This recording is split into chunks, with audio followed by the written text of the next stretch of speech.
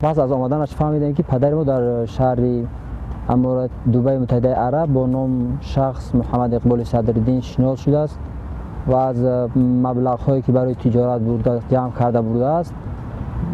که محمد اقبال صدرالدین با راه استفاده از مثال ها آیات قرآن و سخنان بزرگان با باوری شهروندان تاجیکستان از جمله پدر من در آمده مبلغ ها را گرفته در کدام بیرژه جهانی گذاشته است.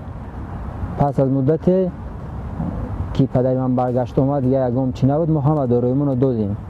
تا حال یگام مبلغی را نگرفتیم و یگام جوابی را نگرفتیم. از این جهات به مقامات تاجیکستان مراجعت کردیم به پروکراتور و کارگزار داخلی.